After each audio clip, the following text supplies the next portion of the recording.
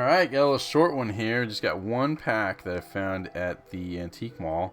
Tune in for terror. Classic radio horror cards. Open these up, and if I really like it, maybe I'll go track down some more. Got babes in there at least. $6 I paid for this pack from 1993. It contains free ghost gum. It's tasteless, odorless, and weightless. I'll be looking for that. If I don't find it, I'm going to be really upset. And let's see what else is going on. 2 bonus prize cards and 6 autographed chaser cards have been randomly inserted into packs, 100 of each card. Having bought this from some vendor at, like the antique mall that had total control over this, and this not being sealed very well, I'm going to go out on a limb here and say I'm probably not going to get an autograph card. That's okay. I'm just here to kind of see what is up with this. If I really love it, maybe I'll get some more and try for that autograph card. The pack here has got like a ton of writing on the inside of it. What is going on here? Lost and found. It's like a whole story, like a page from a book. These are from radio horror cards. So let's see. I mean, I'm not going to read all of this to you guys here, am I? Davis rolled the window down to let the fresh air blow across his face. It would take a long time to forget that foul smell. The thought of smelling the odor again turned his stomach, yet he had to dispose of the body. If he went to the police, they would take one look at his record and pin the murder on him. He couldn't count on Romano's help. His boss didn't like the underlings getting into trouble, especially while he was away. Davis stopped at a yellow light. There was no sense taking any chances. He looked up at the full moon. He hoped the clouds would stay away long enough to avoid using the flashlight. He felt something on his neck and swiped at it. He cursed. Where he was going, the mosquitoes would be much worse. Davis arrived at his destination.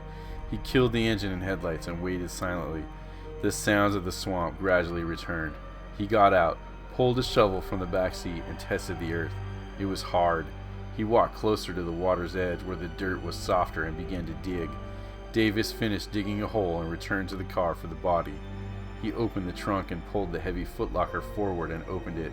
He put on rubber gloves, took a deep breath, and reached inside. The first thing he touched felt like a wet sponge.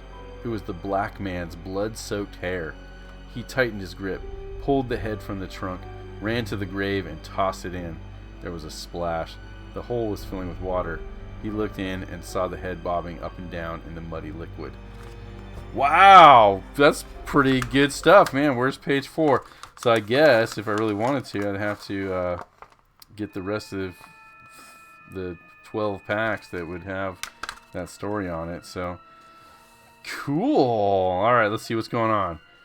Radio horror cards. All right, so these would have been radio plays. Camp Mystery Playhouse. There's like a Cyclops ogre looking dude. Left his toe. And there's a guy that found it. Okay. Interesting. Oh, the cardstock's very thin. It's not a sticker, is it? Very thin. It's just like... And there's like a puzzle on the back with some art. Alright, alright. And we've got some kind of demon thing here. And this one is a bit of a thicker cardstock, but not by much. This one is probably a sticker with like a puzzle back here. Stone Dead. So there's a lot of text to read here. And you can call the horror hotline. Oh, man. So I'm not going to read this one. That was a joke. Sure. Maybe I'll read them eventually. But you can call the horror hotline at 1-900. Wow. Remember 1-900 numbers? It's $2 a minute. 5-minute mass. So you only spend $10 on the horror hotline. And you need adult permission, which is probably a good thing. Stone Dead, so yeah, what is that thing going on? Dr. Morgan's Mystery Monster Club. Pretty cool art on this one.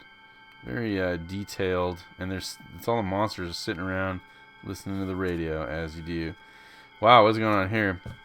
The Mystery Monster membership, you can print this, you print your name on it. This card certifies that the above signed creature is a ghoul in good standing, in accordance with all the official die laws of Dr. Morgan's Mystery Monster Fan Club. Entitled to possess any number of animals or objects, including this membership card and all the rights and privileges. Oh my gosh, dated 10 of 92. For more information, you can send a envelope to Tallahassee, Florida. Wow, really interesting stuff. Oh, that's gruesome. Getting your face ripped off is not fun. And Line versus the Ants and Escape. So are these actually, were they radio plays at one time? And oh yeah, sure enough, Escape been in 1947 on CBS.